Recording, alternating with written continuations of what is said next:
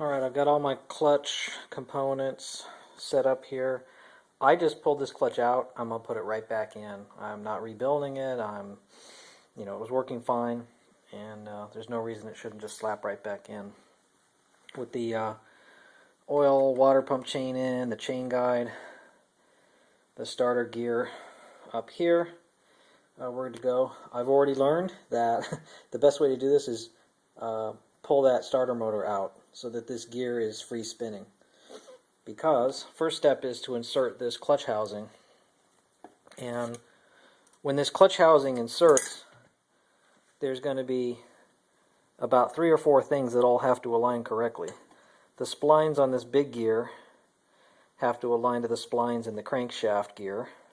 The splines on this smaller gear behind have to align with the splines on that starter gear right there. And then the notches down here have to be lined up with the tabs right in here. So in order to get all these things aligned, it helps if you can spin this around, and then you have to spin the clutch housing to get it to align here, and then you should be able to have the bigger gear aligned just fine in that. So let's see. We've got one roller bearing that needs to go on. Then we slide the clutch housing on. I'm looking at the tabs down here to get a sense of where they are. And then we'll throw this on, kind of one-hander, as best we can.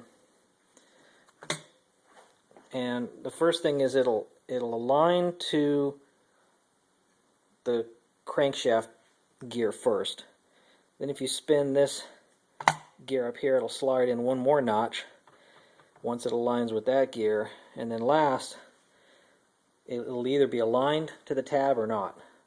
If it is, it'll slide in far enough where these surfaces here are all flush with each other, which they are not right now.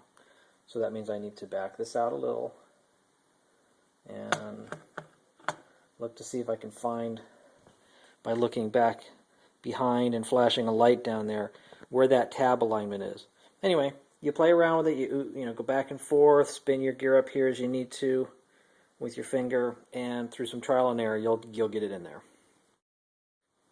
Okay, there it is. It only took me about 5 seconds after I turned the camera off with both hands to get this in. And again, notice these two surfaces right here are flush with one another. Now I know it's seated all the way back there. Okay, thrust washers in. Next up is the clutch boss with all the clutch and friction plates removed. Just take it, slide it right in. It has to go over those splines. So yeah, it takes a bit to get this thing wiggled in. But wiggle it all the way down, which will take both hands. Okay. Both hands, just kind of thumbs on either side, back and forth, slots it all the way down. Okay, now you can go through and install all the plates back in the original order, and it suggests that you hit these with oil. I'm going to try not to make a giant mess here, this process. Okay. Slide them on in.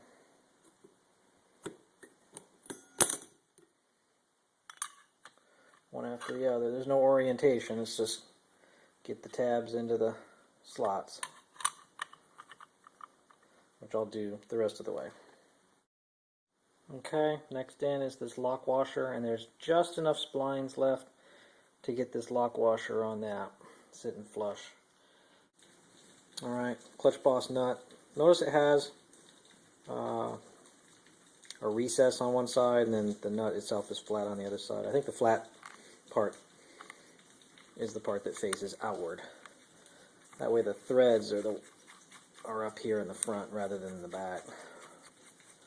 Anyway, I am going to use an air tool to tighten this up, just like I used an air tool to loosen. And what I need to do is make sure that when this thing tightens, that that these little tabs, one of them anyway, is on a flat spot. So I might loosen this, adjust this a tiny bit, tighten it, anyway. Get it to where I try to get as much of the meat of that flat part on one of these sides. And then I'll just use a little punch or something to bend that thing over and flatten it down.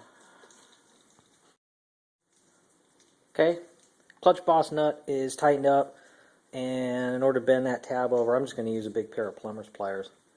Grab it, grab the meat of that little flange, bend it right over.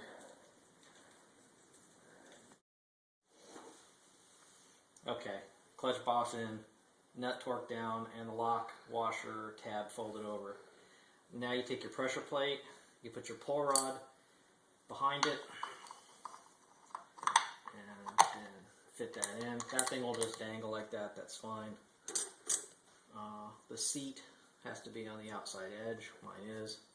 Spring plate seat, then your spring plate, and that should sit to where it doesn't interfere with any of these bolts. And then you take your spring plate retainer and you go ahead and bolt that in, and I think it's like 5.8 pounds of torque, something like that. So far so good, but this is the easy part. Hard part's coming up next. Okay. Alright.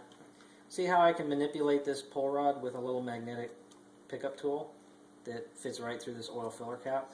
Well, this is the best. I think this is the best way to hold that pull rod where you want it as you slide this cover on. Alright. That pulley has to be pointed back towards me, same direction as these jaws on this pull rod. Cover plate, there's not a lot of room here. It's a pretty tight fit, so get this thing in where you need it. And you need to be able to pull this magnetic tool off. It'll get itself wedged a little bit if you get too far. Alright. And see if you can spin your pulley here and pick up that pull rod. Any little misalignment there with that thing will make it hang up a little bit.